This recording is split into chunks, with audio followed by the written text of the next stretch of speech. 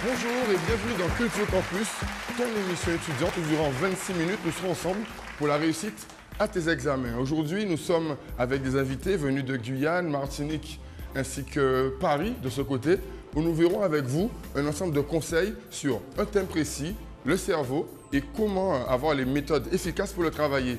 Sur le plateau, nous avons donc Cécile Vidal, Nico et Rebecca Angèle, sous vos applaudissements.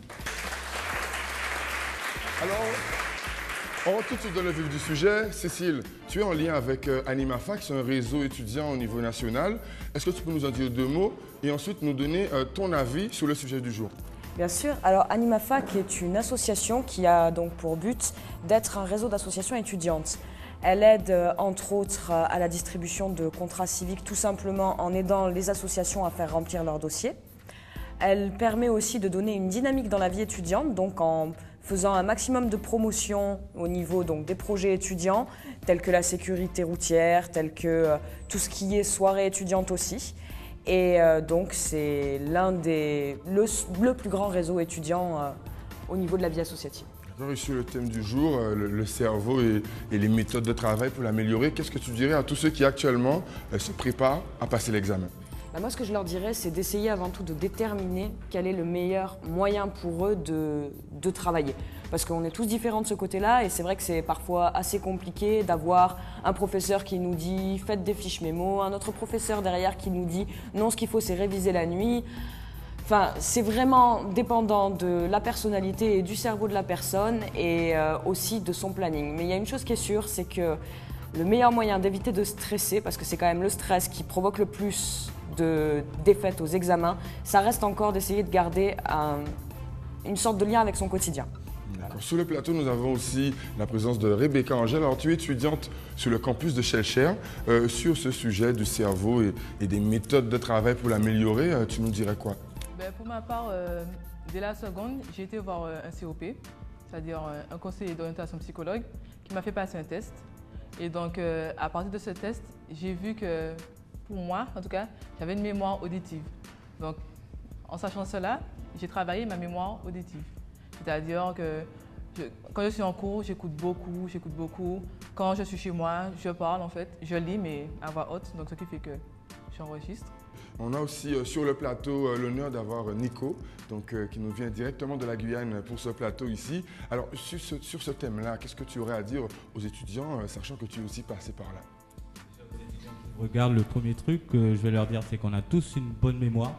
Si je peux m'exprimer ainsi, je vais rejoindre Cécile et Rebecca. Et c'est à nous de pouvoir la révéler, de trouver les outils en fait, pour la mettre en exergue.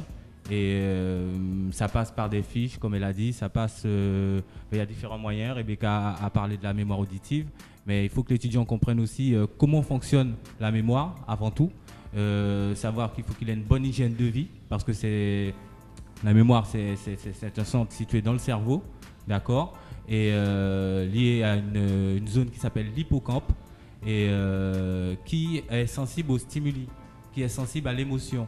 Donc c'est un peu pour rejoindre ce que disait Rebecca, les chercheurs se sont aperçus que la mémoire était plus sensible aux choses qui nous faisaient vibrer, d'où le terme la mémoire sélective. Donc les étudiants doivent se chercher, d'accord, et expérimenter pour arriver à la réussite. Je vais donner un exemple. Je viens de vous parler du centre de la mémoire, on en parlait tout à l'heure.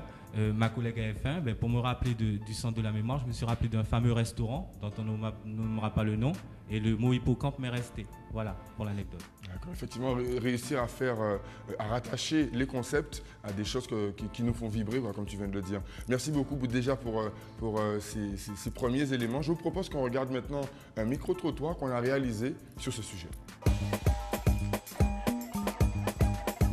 Alors, pour préparer un examen, la préparation de mon cerveau, c'est simple. Je ne me stresse pas, je ne me pose pas beaucoup de questions, je sais juste qu'à la fin, je dois le réussir. Et je me donne des objectifs pour pouvoir le réussir. Donc, dans ma tête, je fais le vide, je me dis juste que je dois l'avoir. D'abord, je me repose beaucoup, c'est le plus important.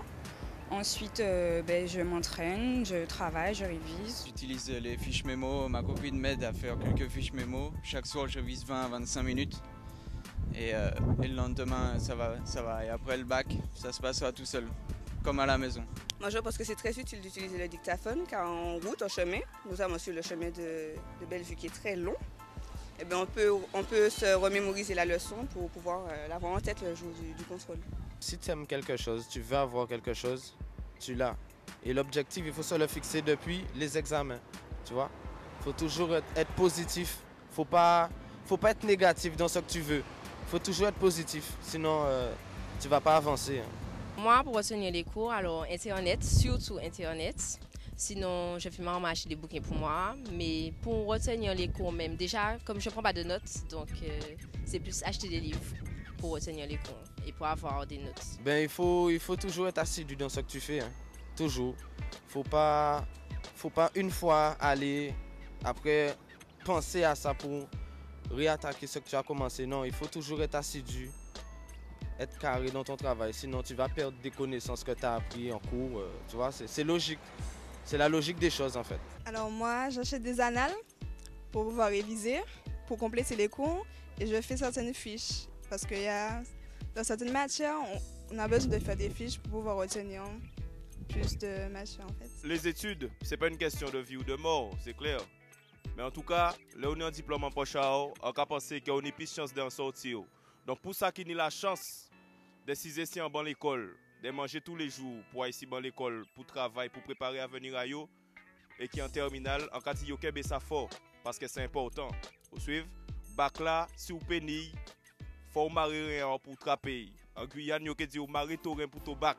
So, marier rien, big force pour bac là. J'encourage tous les jeunes à ne pas baisser les bras. C'est vrai qu'on sait que on a souvent la tête ailleurs lorsqu'on a l'âge, c'est vrai, de passer le bac. On ne mesure pas bien l'importance de l'examen. Je suis là pour ça, donc j'encourage vraiment tous les jeunes à se donner à fond pour obtenir leur examen en fin d'année. Voilà. Ce n'est qu'un passeport et c'est à ce moment-là que va commencer les vrais combats, la vraie bagarre pour l'insertion, quoi.